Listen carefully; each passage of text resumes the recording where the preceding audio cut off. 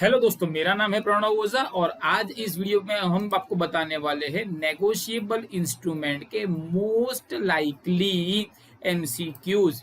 तो ये सारे एमसीक्यूज दोस्तों पिछली एग्जाम में पूछे हुए हैं, वहां से मैं ये लेके आया हूं। ये पार्ट 1 है, यहाँ पे 20 एमसीक्यूज आएंगे। ऐसे पार्ट 2 और पार्ट 3 भी मैं आपके लिए लेके आऊंगा। तो फिर आपको गैस करना है कि भाई क्या सही आंसर है, और अगर आप लोगों ने सही आंसर गैस कर लिया तो मैं गारंटी के साथ कहता हूं कि अगर आप लोगों ने ये तीनों पार्ट देख लिए, आंसर परफेक्टली गैस कर लिए, तो आप लोगों के मार्क्स बढ़ने ही बढ़ने वाले हैं। तो चलो दोस्तों, यहाँ पे हम लोग शुरू करते हैं।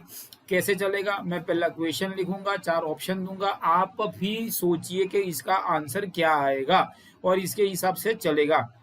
तो लेट्स सी आपके कितने सही हो रहे हैं। तो सबसे पहले यहाँ पे सिंपल सा है कि भाई the negotiable instrument act 1981 section 4 में क्या कवर होता है। अब यार ये तो हमें पता नहीं है, एग्जाम में भैया ऐसा आ सकता है। तो क्या ये प्रोमिसरी नोट है, बिल्स ऑफ एक्सचेंज है, चेक है, या ऑल ऑफ देम है। एक चीज तो है कि भाई सेक्शन 4 में ऑल ऑफ देम तो आएगा नहीं। अब मैं यहाँ पे बोल देता हूँ 4 5 6। 4 जो होता है वो प्रोमिसरी नोट का सेक्शन है, 5 जो होता है बिल्स ऑफ एक्सचेंज का है, और 6 जो होता है वो चेक का सेक्शन है। तो ऐसे आप याद रख सकते हो। क्या ये आंसर आपका सही था? अगर नहीं था तो चलो दोस्तों सेकंड क्वेश्चन देख लेते हैं। तो सेकंड क्वेश्चन यहाँ पे है, every instrument is presume to be made, drawn, endorse और नेगोशिएटेड फॉर। आपने मुझे चेक क्यों दिया, इसका सीधा मतलब ये हो जाता है। ठीक है, ऑप्शंस पहले है चॉइस, कंसीडरेशन, डेब्ट या नन ऑफ देम। भैया नन ऑफ देम तो नहीं आएगा, चॉइस तो होता नहीं है, चॉइस नहीं होती देने की। मैंने भैया आप लोगों के लिए कुछ किया हुआ है, मैंने आप लोगों के लिए कुछ किया हुआ है, तब आप जाके मुझे 5,000 या 15,000 का चेक दे रहे हो। तो वो चीज को भैया कंसीडरेशन बोलते हैं। अब क्या ये आंसर आपका सही था? अगर नहीं था तो दोस्तों जरा रुकिए, एक गुड न्यूज भी देनी है आपको कि ये मटेरियल आप कैसे ले सकते हो। ठीक है, तो एक ये चीज हो गई। उसके बाद यहाँ पे चलो दोस्तों 2 क्वेश्चन हो गए हैं, 18 क्वेश्चन बाकी है, और क्वेश्चन नंबर 3 पे जाते हैं। और क्वेश्चन नंबर 3 है, drawer and payee in a bill of exchange may be the same person. अब ड्रॉवर का मतलब क्या हो जाता है कि से फॉर एग्जाम्पल में आप मेरे वहां पे आए थे और आपने कुछ काम किया या कोई माल सामान लिया, तो मैं बिल बना के दूंगा। तो यार ये drawer can be a same person. मतलब मैं बिल बनाता हूं तो ड्रॉवर, पैसा देता हूं तो पेई, बराबर है। जिसको मिलता है ड्रॉई, जनरली ड्रॉई ही पेई होता है। लेकिन ये ट्रू भी हो सकता है, ये फॉल्स भी हो सकता है। पार्टली ट्रू नहीं यार, पार्टली ट्रू नहीं होता, पार्टली फॉल्स नहीं होता। तो ट्रू और फॉल्स में यस, ड्रॉअर एंड ड्रॉई में भी हो सकता है, एकोमोडेशन बिल में वैसा होता है, तो दे मे बी, बराबर। तो ये आंसर ट्रू वाला आएगा। अब ये देखते हैं इसके बाद का क्या आप गैस कर सकते हो। लिखा है cheque is a special kind of bills of exchange. अब ये बात तो सही है। अब डेफिनेशन अब देखो चेक की, तो सेक्शन 6 के अंदर डेफिनेशन आ जाती है, cheque is a special type of bills of exchange drawn on a specified banker payable on demand. तो भैया ये ट्रू है, हाँ ये ट्रू है। लेकिन पहले ऑप्शन देख लो, फॉल्स तो नहीं है, पार्टली ट्रू पार्टली फॉल्स। तो भैया ये तो ट्रू है। तो ये राइट था क्या आपका? अगर हाँ तो वेरी गुड, अच्छा कर रहे हो। बाकी के गैस करके देख लेते हैं। क्वेश्चन नंबर 5 आपके सामने यहाँ पे है, cheque is always payable on demand. जी हाँ, आपने मुझे चेक दिया, मैंने मेरे घर पे रखा, तो बैंक वाले आगे अरे प्रणव सर लो पैसा, ऐसा नहीं होता है। मुझे जाना पड़ता है, मुझे पे करना पड़ता है, मुझे सबमिट करना पड़ता है, मुझे बैंक को देना पड़ता है। तो ट्रू फॉल्स तो ट्रू आएगा, पार्टली बाटली तो होता नहीं है। तो क्या ये आपका सही था? तो चलो दोस्तों, अगर ये सही था तो बहुत बढ़िया, कॉन्ग्रेचुलेशन। और देखते हैं कि क्या आप नया एक और गैस कर सकते हो। Validity of cheque is 6 month. बोलो भैया, क्या ये सही है, क्या ये गलत है? पाटली बाटली तो आता नहीं है, तो जी 6 महीने के पहले का बाद का पोस्ट डेटेड चेक नहीं लेते हैं। तो ये क्वेश्चन एब्सोल्युटली सही है। तो ये सिंपल क्वेश्चन था और आंसर ले दिया तो अच्छी बात है। आगे बढ़ते हैं, question number 7, cheque doesn't require any stamping. तो स्टैंपिंग कहाँ पे आती है? प्रॉमिसरी नोट में आती है। स्टैंपिंग कहाँ पे आती है? बिल्स ऑफ एक्शन में आती है। तो चेक डजंट रिक्वायर स्टैंपिंग, ये ट्रू है या फॉल्स है? ये पार्टली ट्रू। अब पार्टली बाटली तो जाने दो, मुझे तो एक बात बताओ भैया, क्या आपने कभी चेक लिया या दिया उस पे स्टैंप लगाया था? बोले नहीं लगाया था। तो भैया चेक को तो स्टैंप लगता नहीं है, तो कभी बात भी सही है। तो ऑप्शन कौन सा आ जाएगा? ऑप्शन 7 वाला आ जाएगा, क्वेश्चन ऑप्शन नंबर है, और वो होता है ट्रू। तो ये भी आप लोगों ने गैस कर लिया, वेरी नाइस। चलो दोस्तों अब यहाँ पे आगे बढ़ते हैं। No one other than RBI and central government can make a promissory note. यार ऐसा होता है कि नहीं होता है? अदर देन बोला है, बराबर है। तो मतलब हाँ, सेंट्रल बैंक आरबीआई को छोड़ के आप और मैं, तो यार प्रॉमिसरी नोट की डेफिनेशन क्या है? It is an instrument in writing containing an unconditional undertaking sign by a maker. तो मेकर तो कोई भी हो सकता है, तो बात तो सही है यहाँ पे। तो ये 8 हो गया। अब आगे बढ़ते हैं यहाँ पे, option number 9, bill of exchange and promissory note is required to be made on stamp paper. क्या ये सही है? ऑब्वियसली कोरा कागज था, नहीं मस्ती नहीं करनी है। कोरा कागज पे अगर आपने को लिख के दिया तो उसकी क्या वैल्यू होगी? अगर वो स्टैम्प पेपर के बाद साइन भी करनी पड़ती है, खाली स्टैम्प पेपर पे लिख के देते तो भी उसकी कोई वैल्यू नहीं होती है। ठीक है, तो ये तो ट्रू है। और उसके बाद ये सीधा आ गया, देखो भैया ये ऐसे क्वेश्चन आ सकते हैं कि the dishonour of the cheque is punishable offence under section dash. अब ये सेक्शन 140, 139 मुझे पता है, लेकिन फिर क्या आपको पता है? गैस करने के लिए आपको 5 सेकंड देता हूं। 5, 4, 3, 2, 1। Section number is 138। ठीक है, तो क्या ये आपका आंसर राइट था?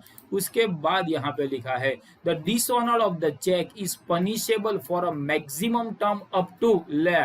अगर आपने चेक दिया और वो चेक डिसऑनर हो गया तो क्या ये पनिशेबल? 1 ईयर, 5 साल। 5 साल कुछ ज्यादा नहीं हो रहा है, बराबर। उसके बाद 2 साल और उसके बाद 4 साल। 5, 4, 3, 2, 1 और सही जवाब है 2 साल। ठीक है, तो क्वेश्चन नंबर 11 वो हो गया। अब 12, the dishonour of a cheque is punishable if it is dishonour due to. अरे यार यहाँ पे देखो, सबसे पहले तो मेरा एक फ्रेंड बड़ा ही चीटर बंदा है, लेकिन फ्रेंड है, लेकिन फ्रेंड नहीं है।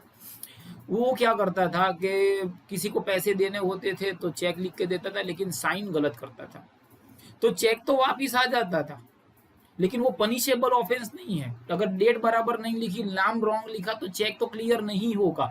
क्लियर नहीं होगा मतलब ऑनर नहीं होगा। तो ये चीज तो है, लेकिन वो पनिशेबल नहीं है। पनिशेबल तभी होता है जब आपके अकाउंट में पैसे ना हो और बैंक और जो होता है वो बाद में आता है। तो insufficient of the balance, account close हो जाता है, या आप जानबूझ के स्टॉप पेमेंट करवा लेते हो, इन शॉर्ट पैसा, इन शॉर्ट पेमेंट, तो ये चीज हो जाती है। और इसीलिए सही आंसर आएगा answer D, all of this. Next चलते हैं यहाँ पे, चलो ये गैस कर सकते हो क्या? The case for dishonour of a cheque is to be filed in the court of. कौन से कोर्ट में जाते हो? अरे सीधी सी बात है सर, मर्डर किया तो क्रिमिनल में जाएंगे, बराबर है। Judicial magistrate, metropolitan magistrate, both A and B, और लास्ट लिखा है नन ऑफ देम। तो यहाँ पे तो भैया बोथ ए एंड बी ही आएगा, बिकॉज जज के पास जाते हो, मैजिस्ट्रेट होता है, तो यहाँ पे ये आ जाएगा। क्रिमिनल विमिनल होता तो ना लिख देते।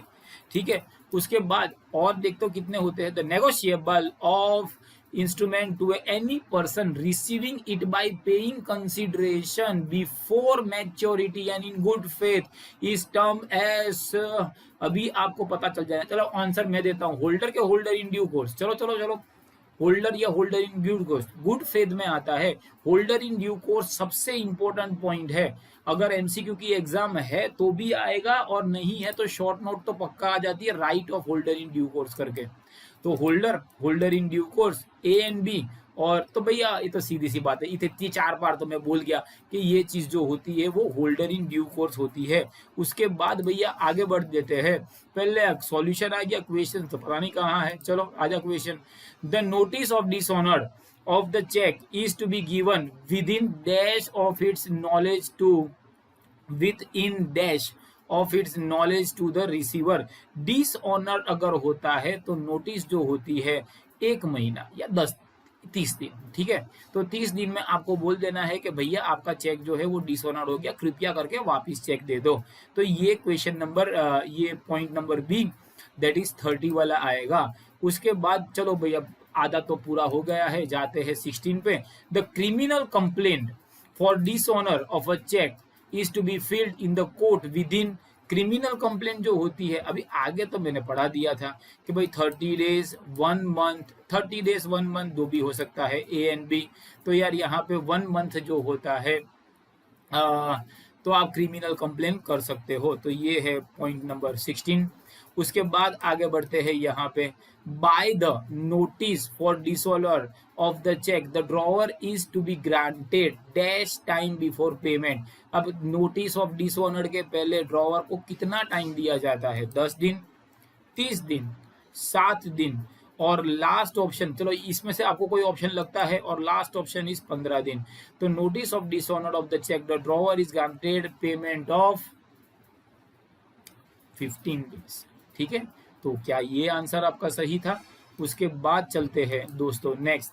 The negotiable instrument act 1881 applies to whole of India. Obviously China में थोड़ी अप्लाई होगा। Whole of India except Jammu and Kashmir, ये सेल टैक्स और वैट के जमाने का है, अभी ये नहीं होता है। दो स्टेट्स है नोटिफाइड बाय यूनियन, अरे नहीं नहीं नहीं।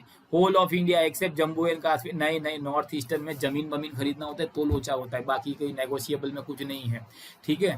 तो ये 18 पॉइंट में तो सीधी सी बात है कि भाई एक्ट जो होता है पूरे इंडिया पे अप्लाई होता है। क्या आप ये भी जानते थे?